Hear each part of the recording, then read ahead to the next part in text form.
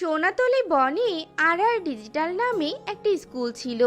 সেই স্কুলের ম্যাডাম ছিল কাকুলি কাক। আর ডিজিটাল স্কুলে অনেক বাচ্চারাই পড়তে আসতো। একদিন ক্লাসে, গুড মর্নিং স্টুডেন্ট, তোমরা সবাই কেমন আছো? গুড মর্নিং ম্যাডাম, আমরা সবাই ভালো আছি। আপনি কেমন আছেন ম্যাডাম? আমিও ভালো আছি। চলো বাচ্চারা, আমরা এখন পড়াশোনা শুরু করি। সামনে তো তোমাদের পরীক্ষা আছে। ম্যাডাম, আমাদের পরীক্ষা কবে? এখনো পরীক্ষার রুটিন বের হয়নি। রুটিন বের হলে আমি তোমাদেরকে কবে পরীক্ষা হবে সেটা জানিয়ে দিব, কেমন? এখন এসো আমরা ছড়া শিখি। আতা গাছে তোতা পাখি, ডালিম গাছে মৌ, এত ডাকি তবু কথা কও না কেন বউ। এভাবে কাকুলি কাক বাচ্চাদেরকে পড়াতে থাকে।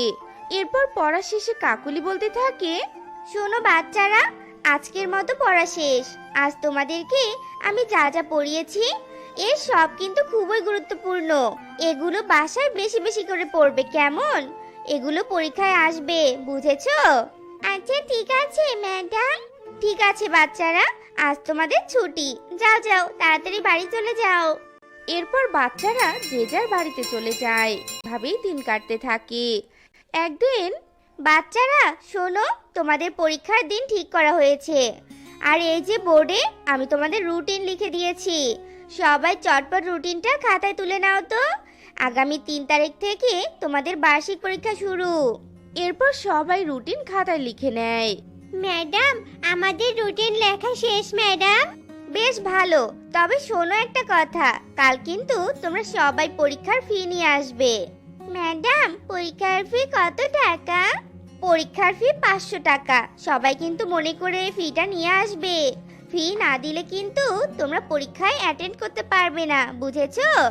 এখন এসো, আমি তোমাদেরকে বলে দিচ্ছি তোমাদেরকে পরীক্ষার জন্য কি কি পড়তে হবে। এরপর কাকুলি ওদেরকে পড়া বুঝিয়ে দেয়। তারপর পড়া শেষে স্কুল ছুটি হয়। এরপর পরের দিন সকালবেলা সবাই আবারও স্কুলে আসে। গুড মর্নিং বাচ্চারা, তোমরা সবাই দেখি আজ তাড়াতাড়ি এসে গেছো। তোমরা সবাই পরীক্ষার ফি এনেছো তো? জি ম্যাডাম, আমরা এনেছি। খুব ভালো, তাহলে এক এক করে ফিগুলো আমার কাছে নিয়ে এসো। তোমাদের সবার ফি জমা নিয়ে তারপর আমি পড়া শুরু করব। এসো এসো, প্রথমে কুহু এসো।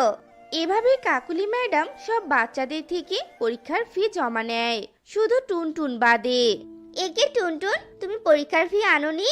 আমি যে গতকাল তোমাদেরকে বলেছিলাম কেউ পরীক্ষার ফি ছাড়া স্কুলে আসবে না। আসলে ম্যাডাম, আমরা তো অনেক গরিব, তাই এত টাকা ফি দেওয়ার সামর্থ্য নেই আমাদের ম্যাডাম। ম্যাডাম, আপনি একটু দয়া করে এবার ফ্রিতে পরীক্ষা দিতে দিন না আমাকে ম্যাডাম। মাথা খারাপ নাকি? না না, ফি ছাড়া পরীক্ষা দেওয়া যাবে না। গরিব হয়েছিস, টাকা নেই, তো স্কুলে পড়তে এসেছিস কেন? হ্যাঁ, যা ভাগ এখান থেকে। ফি ছাড়া কোনো পরীক্ষা দেওয়া যাবে না। না না ম্যাডাম, আমাকে দয়া করুন, তাড়িয়ে দিবেন না। এই গরিব মেয়েটার দিকে একটু দয়া করুন ম্যাডাম। বার্ষিক পরীক্ষা দিতে না পারলে যে আমি পরবর্তী ক্লাসে উঠতেই পারবো না। ম্যাডাম, আমার যে অনেক স্বপ্ন, আমি পড়াশোনা করে অনেক বড় হব। চুপ কর, গরিব ফকিন্নির বাচ্চা। টাকা নেই আবার বড় বড় স্বপ্ন দেখছিস? আগে যদি জানতাম তুই গরিব, তাহলে আমি তোকে স্কুলে ভর্তি নিতাম না। যা বলছি, এক্ষুনি আমার ক্লাস থেকে বেরিয়ে যা। 2 দিন বাদে পরীক্ষা, আর আজ কাহিনী করছিস? যা, দূর হ বলছি। আর কখনো স্কুলে আসবি না, বুঝেছিস? এরপর কাকুলি কাক টুনটুনকে অনেক অপমান করে ক্লাস থেকে বের করে দেয়। আর টুনটুন কাঁদতে কাঁদতে নদীর পাড়ে যায়। গরিবের স্বপ্নের কোনো দাম নেই, তাই না? আমার মা তো গরিব, পরীক্ষার ফি তো মা দিতেই পারবে না। আর ম্যাডাম তো আমাকে স্কুল থেকেই তাড়িয়ে দিল। আমি যদি পরীক্ষা দিতে না পারি আর আমার স্বপ্ন পূরণ করতে না পারি, তাহলে আর বেঁচে থেকে কি করব? এই নদীর জলে ঝাঁপ দিয়ে আমি মরে যাব। এরপর টুনটুন নদীর জলে ঝাঁপ দিয়ে আত্মহত্যা করে। এভাবেই বেশ কিছুদিন কেটে যায়। এদিকে স্কুলের বার্ষিক পরীক্ষাও শেষ হয়ে যায়। সবাই পরীক্ষায় ভালো ফলাফল করে আর পরবর্তী ক্লাসে ভর্তি হয়। বাচ্চারা, আজ থেকে তো তোমরা নতুন ক্লাসে উঠলে। এখন কিন্তু আরো বেশি বেশি করে পড়তে হবে। চলো, আজ আমরা ইংরেজি শিখি। বলো তো, A for apple, B for ball, C for cat. Kakuli madam যখন এভাবে বাচ্চাদের পড়াচ্ছিল এমন সময় হঠাৎ স্কুলের ভিতরে পানি চলে আসে আর পানি গড়িয়ে গড়িয়ে ক্লাসেও আসে। ক্লাসের বেঞ্চগুলো অর্ধেক পানি অবধি ডুবে যায়। এ কি, স্কুলে হঠাৎ এত পানি কোথা থেকে এলো? স্কুলে হাঁটু অবধি পানি উঠলো কিভাবে? এরপর যদি পানি বেড়ে যায় পুরো স্কুল তো ডুবে যাবে, তখন কি হবে? ম্যাডাম ম্যাডাম, স্কুলে এত পানি এলো কি করে ম্যাডাম?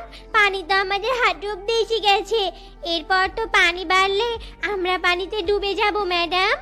ম্যাডাম আমাদেরকে বাঁচান ম্যাডাম। বাচ্চারা তোমরা শান্ত হও, তোমরা সবাই যে যার বেঞ্চের উপর চড়ে বসো, আমি প্রধান শিক্ষককে ফোন দিচ্ছি। এরপর সবাই বেঞ্চের উপর চড়ে বসে আর কাকুলি কাক ওই স্কুলের প্রধান শিক্ষক কবুতরকে ফোন করে জানায়। এদিকে খবর পেয়ে তাড়াতাড়ি প্রধান শিক্ষক স্কুলের সামনে চলে আসে। এ কি কাণ্ড, স্কুলে হাঁটু পানি? মনে হয় স্কুলে বন্যা হয়েছে, কিন্তু এটা কি করে সম্ভব? পুরো বনের কোথাও তো কোনো পানি নেই, শুধু স্কুলের ভিতরেই পানি। এ তো অদ্ভুত ব্যাপার। না না, আগে বাচ্চাদেরকে উদ্ধার করতে হবে, পরে সবটা দেখব।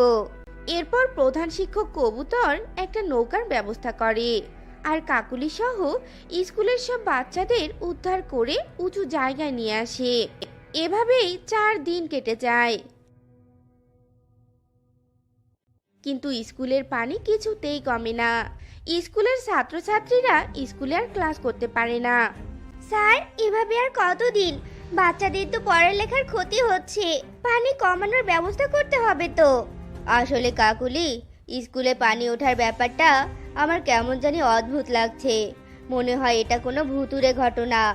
না হলে বনের কোথাও তো বন্যা হয়নি, আর স্কুলে কেন হবে? চলো তো একবার তান্ত্রিকের কাছে গিয়ে ব্যাপারটা বলি। এরপর কবুতর আর কাকুলি মিলে তান্ত্রিকের কাছে যায় আর সবটা খুলে বলে। সব শুনে তান্ত্রিক ধ্যান করে আর ধ্যান শেষে বলতে থাকে, বুঝেছি সবটা। তোদের স্কুলে এক বাচ্চা পাখির আত্মার অভিশাপ লেগেছে, তার জন্য ওই স্কুলে পানি উঠেছে। ওই অভিশাপ কাটা না পর্যন্ত ওই স্কুলের পানি কিছুতেই কমবে না। তবে অভিশাপ শুধু ওই বাচ্চা পাখির আত্মাই কাটাতে পারবে, তাছাড়া কেউ না। কি বলছেন? বাচ্চা পাখির অভিশাপ? তবে তান্ত্রিক বাবা, যে করেই হোক ওই বাচ্চা পাখির আত্মাকে ডেকে আনুন আর আমাদের স্কুলের অভিশাপ কাটিয়ে দিন, না হলে যে বাচ্চারা আর স্কুলে পড়তেই পারবে না।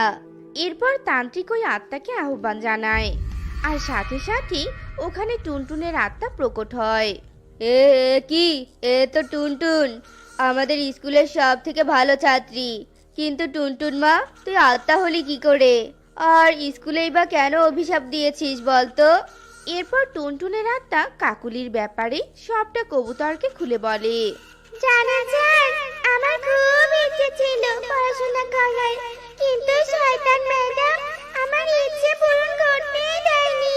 তাই তো আমি মনের দুঃখে আত্মহত্যা করেছি আর প্রতিজ্ঞা করেছি ওই স্কুলে আমি পড়তে না পারলে অন্য কেউ পড়তে পারবে না। এজন্য আমার অভিশাপে স্কুলে বন্যা হয়েছে। ছি ছি কাকুলি, তুমি এত খারাপ? একটা গরিব মেয়ের সাথে এমন করেছো, এজন্য তোমাকে শাস্তি পেতেই হবে। টুনটুন মারে, তুই এবারের মতো ক্ষমা করে দে, স্কুলের অভিশাপ কাটিয়ে দে মা। আমি কথা দিচ্ছি, এই কাকুলিকে আমি শাস্তি দিবই দিব। কবুতরের এমন জোরাজুরিতে টুনটুন সবাইকে ক্ষমা করে দেয় আর স্কুলের অভিশাপ তুলে নেয়। এরপর স্কুলের পানি সব কমে যায় আর বাচ্চারা আবারও আগের মতো ক্লাস করতে থাকে। এদিকে কবুতর কাকুলির শাস্তি হিসেবে কাকুলিকে চাকরি থেকে বরখাস্ত করে দেয় আর তখন টুনটুনের আত্মা মুক্তি পেয়ে যায়।